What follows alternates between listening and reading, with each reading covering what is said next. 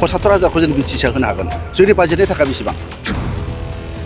माने भट मोननायनि थाखाय माने जेरै बुंदों न'खरफ्रोमबो साख्रि होनाय जागोन आबसु आरो इउपिपिएलनि मानसिया जेरैबायदि खोथा होनानै बिसोरो भटखौ आदाय खालामबायना खिन्थु बे जिखिनि बिसोर खोथा होदोंमोन मोनसे मावनो हायाखै बे दाउ बिमानि दाउसाफ्रा बिमा गोमाजानानै जेरैहाय सेरखाय बेरखाय जादों गोदाव सोराव दा जुदि इलेक्सन गेलेयोब्ला आं लिरनानै होगौ 100आव 100 देरहायो बेनि एनडिएफबिनि प्रब्लेमाथ' दुखुनांथाव रन्जन दैमारि बिथाङा एनडिएफबिनि फाउन्डार दुखुनांथाव सुक्ति जानायनि उनाव जेलाव थाहैनाया आरो दा जों बुंनायनि खोथा नङा गासिबो जोंनि ओनसोलाव आरो स्पेसियेलि बे चिरां डुवार्सनि खोथाखौ जुदि बुङोब्ला रायजो राजाफ्रा दा माने फस्थायदों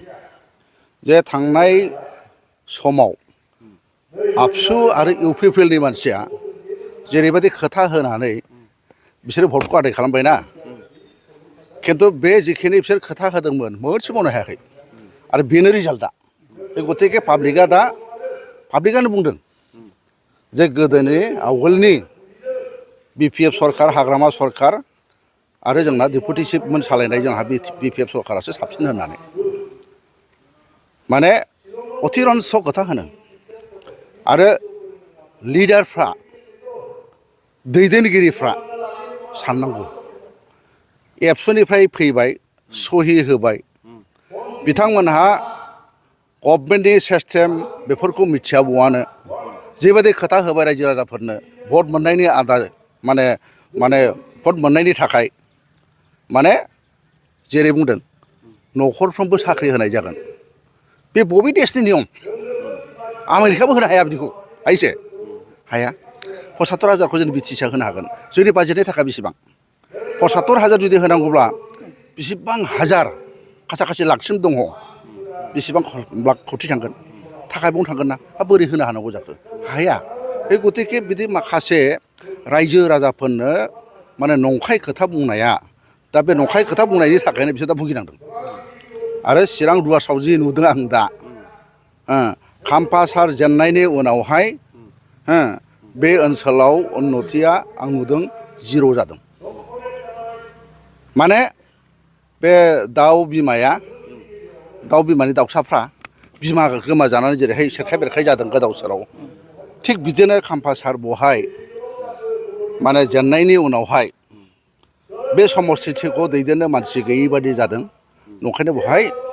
माने रायजो राजाफ्रा मा जादों आन्दायनाय जादों आरो जिसिबां बिसोरो लुबैदोंमोन इउपिपिएलनिफ्राय खोथा होदोंमोन बेखौथ' मोनाखिसै बे गतिके दा बेखायनो जोङो बुंनो हायो जे चिरां डुवार्स बहाय जोङो दा जुदि इलेक्सन गेलेयोब्ला आं लिरनानै होगौ 100आव 100 देरहायो नाथाय किसुमान साफा सानै इउपिपिएलआव जइन जादों सार आसलथे मानो बेबायदि जादोंमोन इउपिपिएलआव जइन जानायाथ' मिथिखागौ जे माखासे बिदिनो थायो सात्तफर बिपिएफआव मोनाब्ला इउपिपिएलआव थांगोन आरो इउपिपिएलआव मोनाब्ला बिजेपिआव थांगोन बेबायदि मानसि दंखायो दा बेफोरखौ हमथानो हाखाया हाजारखि बुङा बे सिस्टेमा भारतआवबो दङ गणतन्त्र देशआव बे भारतआवबो दङ बिजेपिआवबो दं कंग्रेसआवबो दं जेरावबो दं मबिलाइजेसन आरो वार्कार मिट लानायनि उद्देश्यआ जोङो जोंनि माखासे माने प्राइमारिफोरखौ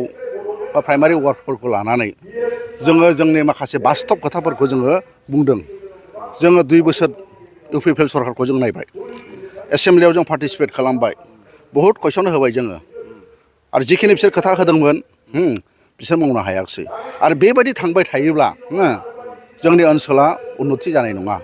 आरो बेफोर जे बिसोर बिदि खामानिखौसो बिसोर मावदों बे मावनायफोरखौथ' जों रायजो राजाफोरनो खिन्थानांगोन सैथो खोथाखौ बुंनांगोन कनसियास खालामनांगोन बे गतिके जोङो प्राइमारि अफिसाव थांनानै जोंनि वार्कारजों लोगोसे जोंनि दैदेनगिरि आरो रायजो राजाफोरनो जों बेफोर खोथाखौ बुंदों सैथो खोथाखौ बुंदों जाहाथे माने बिसोरो कनसियास जायो राजनितिक भाबै जाहाथे कनसियास जायो बा बिभिन्न बिथिङाव जाहाथे बिसोरो माने जाहाथे गोरों जायो आरो बे हिसाबैनो दिनैहाय जोङो प्राइमारि लेभेलाव जों हाबदों ब्लक लेभेलाव हाबदों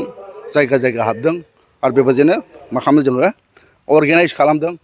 बेनिफ्राय जोङो जोंनि मानसिफोरनो दानि प्रेजेन्ट बिटिआर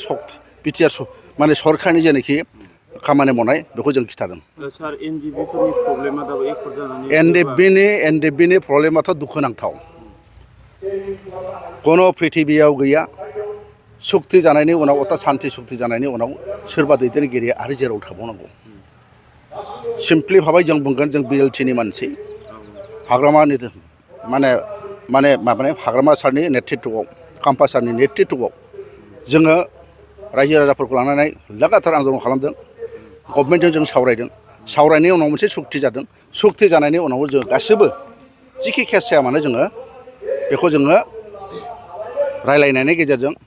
जोंनि केसफ्रा उइद्र' जादों गिदिर गिदिर केसफ्राबो एमनेस्टिनि गेजेरजों बेफोर जिनिसा जादों दिनैहाय जोंहा रन्जन दैमारि बिथाङा एनडिबिनि फाउन्डार दुखुनांथाव सुक्ति जानायनि उनाव जेलाव थाहैनाया आरो बे जानाङामोन बख'नानै सहि खालामहोबाय हो सुक्ति जाखांनानै आरो जेराव सोबावबाय बेथ' दुखुनांथावना हानांगोन बेखौ बख'नांगोन जोंनि दायित्व बयनिबो दायित्व आरो जों बयबो माबानांगोन सहाय खालामनांगोन बख'नायनि खामानि मावाखै नामा फैबाय सरकार मावदोंब्लाथ' बिदि औवा बन थानाय नङाना आं बुंनाया बेनो जे बे गणतन्त्र देशआव हो नंगौ जुडिसियारि होननाया एसे माने बेयो एसे आलगा खारोब्लाबो खिन्थु पार्लामेन्ट बा भारत सरकारा हो सिद्धान्त लानानै आरो बे भारत सरकारजों बे दानि सरकार इउपिपिएल सरकार आसाम सरकारा रायलायनानै बेखौ गोहोनायनि लामा गैया नामा हायो जोंथ' नुवाखै दा सारमोना माबा मोनसे सानदों नामा देहायाव पावाराव फैयोबा बेनि एनडिबिफोरनि प्रब्लेमसफोरनि माबा मोनसे सिन्था खालामदों जोङो बुंदों जोंनि बिटिसि ओनसोलाव गोबां बेखार मानसि दङ जोंहा बे एनडिबि भाइफोर दङ बिथांमोनजों लोगोसे जोंहा बे बिएलटिनिबो थाबाय आरो गोबां सेंग्राफोर लेखा फरायनानै हो बिदि माने साख्रि मोनै मानसिफोर दङ जों बुंनाय नङा 100 होनो हागोन हानायखिनिखौ जोङो ट्रेनिं लानानै सेस्था खालामनानै बोरैहाय एंगेज खालामनो हायो जों बेखौ सेस्था खालामगोन बिपिएफ हिसाबै फैगौ सायख'थियाव देरहागोन नामा बेखौथ' बुंनांला आं बेखायनो बुंदों दा जुदि इलेक्सन गेलेयोब्ला चिरां दुवारखौथ' देरहाखागोन आरो जों 100 जोङो मेजरिटि मोननानै सरकार खालामगोन बे खोथा